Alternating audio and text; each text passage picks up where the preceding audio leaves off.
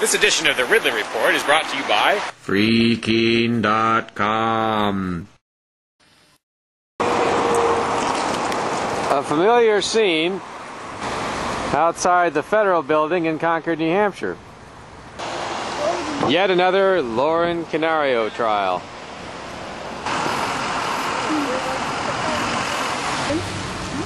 I'm sorry? Is it still linked? It is. And there she is on the right, the dangerous person. Yeah. Oh, what were you saying? I said she had every right. Oh, I appreciate that. This is you're just a passerby, right? And you saw these folks demonstrating, and you feel like she had every right to do that. Yes, I do. To go in there with her cell phone. Yes, she can turn it off. Yeah. You know, she has every right. If they start taking away these little piddly rights, what are they going to do next? Yeah, exactly. Good question. Torture people, maybe. You never know. They already do that. All right, thanks.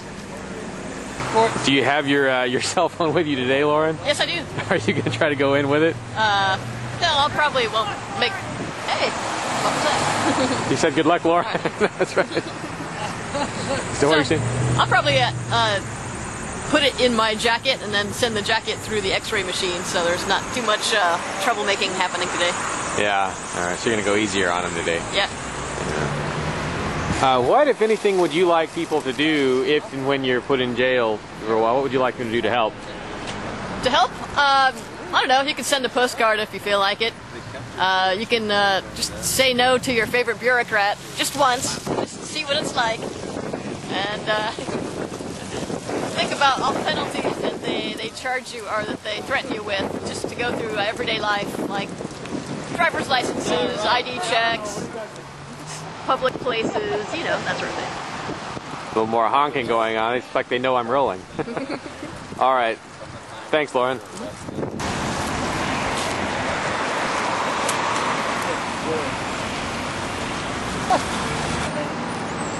Drop the charges down. What's going on?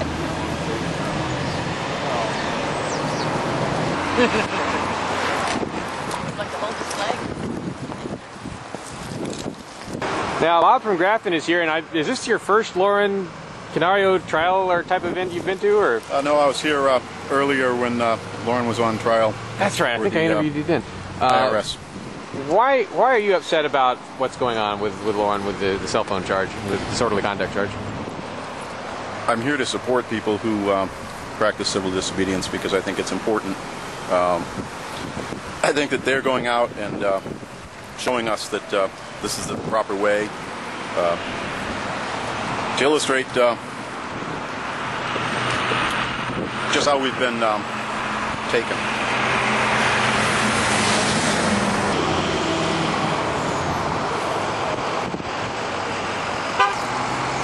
Wrong one.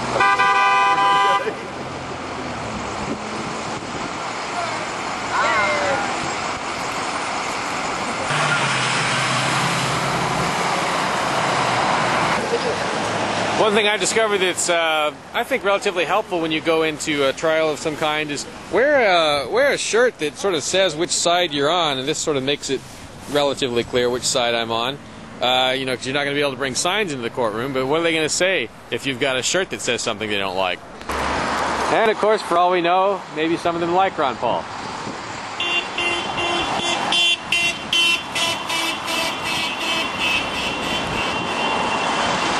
We're about a half an hour now away from Lauren's trial, and this is turned out, you know, at the demonstration itself thus far is about 10.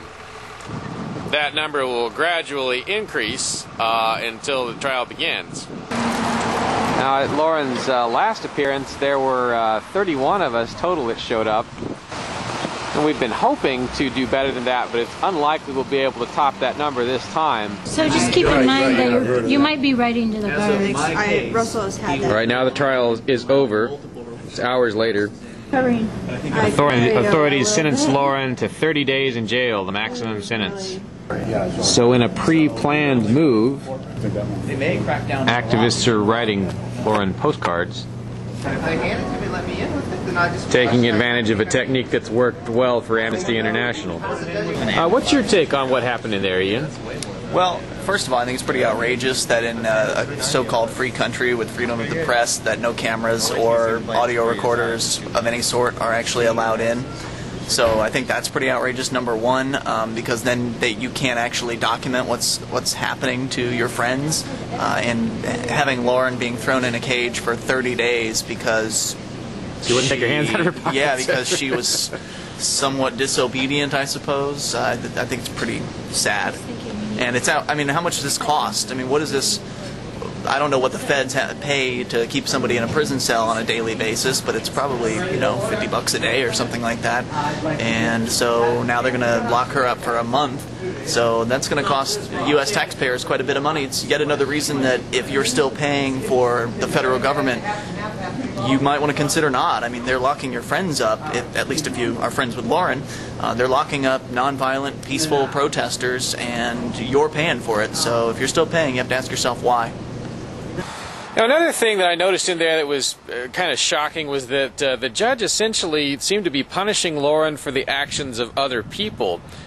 He talked about how somebody had come in there and attempted to, you know, go through that metal detector, and then later ended up going off and killing somebody years ago. Well, of course, that person wasn't Lauren, so why punish Lauren? But he was, I guess, using that as an example of why he thought the security measures were necessary.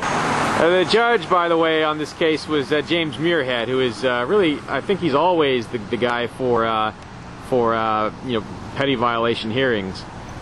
Also want to make clear for those who have not been following this what the charges were. She was charged with disorderly conduct, and I can't remember what the other one was, but essentially it was because she had tried to go through the metal detector and wouldn't really stop for the authorities. She wouldn't take her hands out of her pockets, wouldn't surrender her cell phone.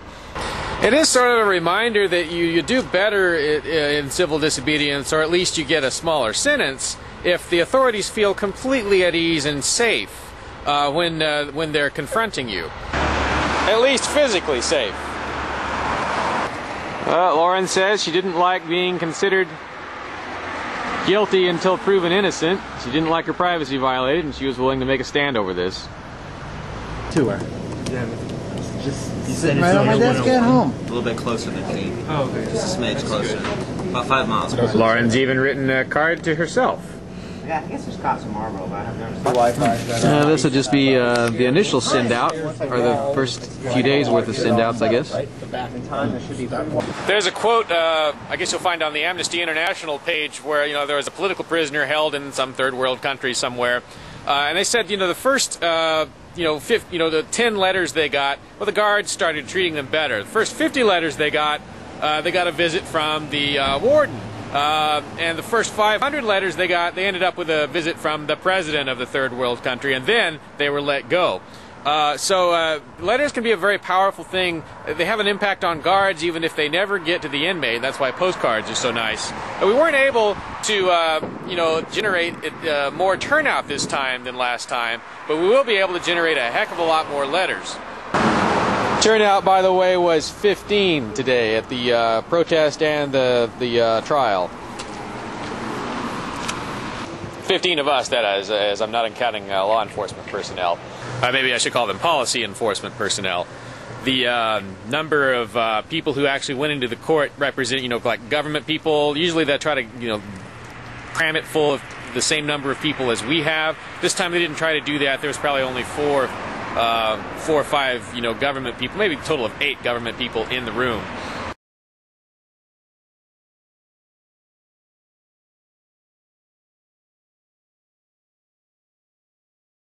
Are you a liberty activist willing to be on the front line against socialism?